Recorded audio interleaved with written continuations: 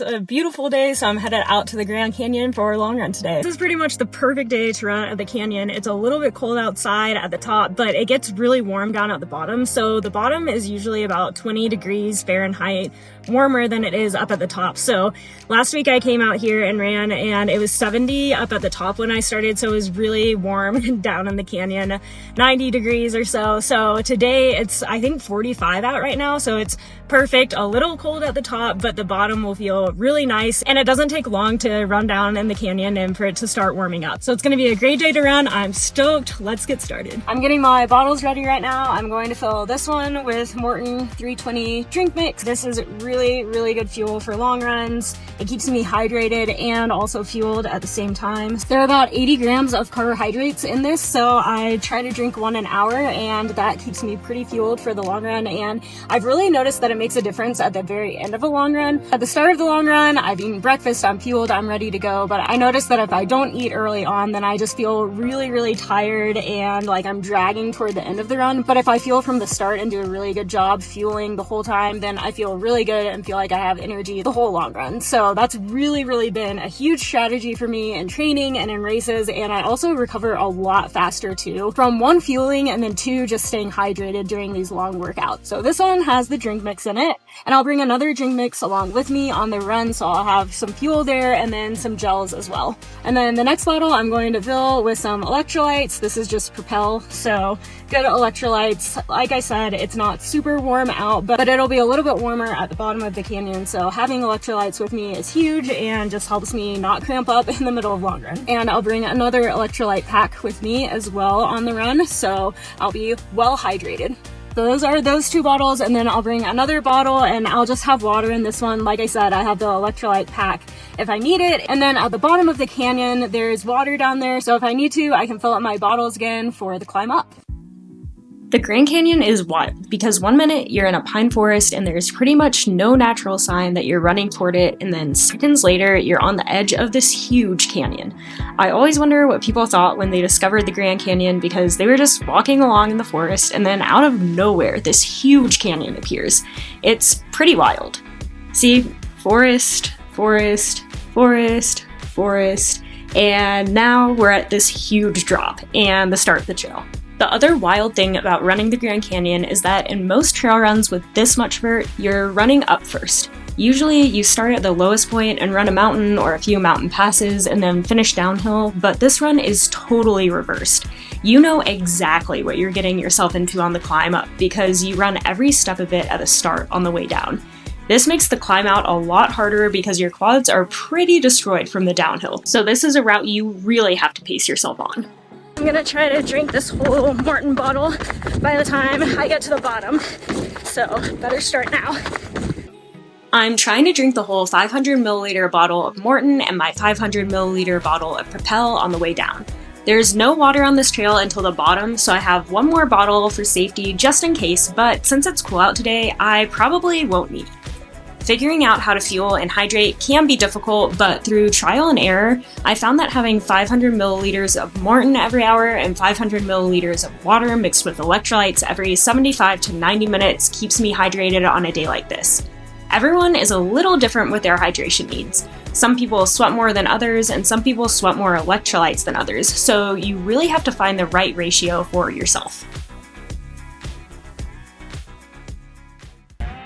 And here are the Grand Canyon Mules. They transport food, water, mail, and even people down to Phantom Ranch at the bottom of the canyon. I have to time my runs well here because if you see a mule train, you have to step off the trail and wait for the mules to pass. So if I want to do a hard climb and make sure I don't run into the mules on the way back, I have to time my run well because you're not allowed to pass them going up. Fun fact, and maybe an inspirational story for you all. I'm kind of afraid of heights, and I was really scared of running in the Grand Canyon for a long time. The heights scared me a little, but it's also just a wild place to run with a lot of factors to consider. The canyon is at 7,000 feet altitude at the top, so in the winters it's cold and there's ice and snow at the top, which makes the trail very slick and dangerous. In the summers, the average temperature at the bottom is over 100 degrees Fahrenheit, so it's easy to overheat at the bottom in the summer. All of these things scared me so much that until this year, I only ran here a couple times in the 4 years I've lived here, but I'm finally facing my fears, and since I've faced my fears head on, I've had a lot of fun adventures here. After running this weekend in a 2-week span, I've gone down to the bottom and back 5 times. So the moral of this story is, don't miss out on life because you're scared of something big or unknown. Of course, I think it's okay and totally normal to have a healthy fear of the Grand Canyon, but over time, I realized that the fear I felt was really a feeling of awe. The canyon is so massive and formidable that it invokes a sense of reverence and amazement. I've seen people cry at the top of the canyon because it's so hard to take in its immense beauty and vastness all at once.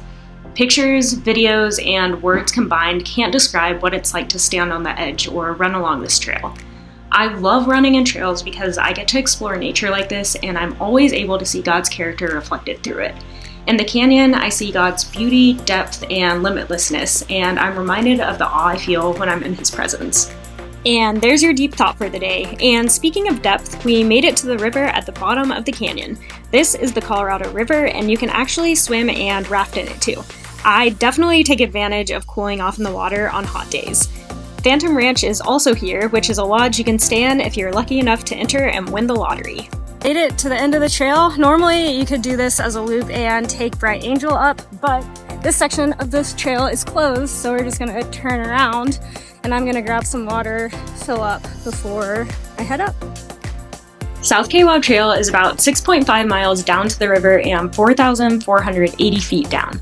It took me a little over an hour to get to the bottom. My legs didn't feel great on the descent this day, probably because I had done a super hard downhill 5K 2 days before and I was still a little sore, but I started feeling a lot better when I started to climb. Sometimes long trail runs are like that. You may feel rough for an hour of the run and then suddenly things turn around and you start feeling great. I was relieved that this happened to me today, and I felt really smooth on the climb up. The climb is the exact opposite of the descent. It's 6.5 miles with 4,480 feet of gain, which averages out to a 13.5% grade for the trail, or 735 feet of gain per mile. On climbs like this, I really have to lock into the right effort early on. If I go out too fast, I really suffer toward the top. The bottom of the canyon sits at 2,500 feet altitude and you climb to 7,000 feet, so you start close to sea level and end at pretty high altitude, which is another reason that pacing yourself early on is so important. I climbed up in a personal record of 1 hour, 24 minutes, and 47 seconds, which ended up being the second fastest women's time for the segment and over a 10-minute personal best. This watch has such a good battery life. I started at 44% and it's only down to 37 now. Crazy. Such a good watch. Thank you so much for watching my Grand Canyon adventure. I was there training because I was trying to get really good at vert for what is happening this weekend, which is the US Mountain Championships. I'm actually in New Hampshire right now getting ready to race, and it's my chance to make the US World Team for this year, so I'm excited to race, a little bit nervous, but we'll see how it goes, and I'm just gonna go out there and give it my best. Thank you so much for watching. Please like and subscribe to this channel for more running content and adventure in the trails, and I'll see you next time.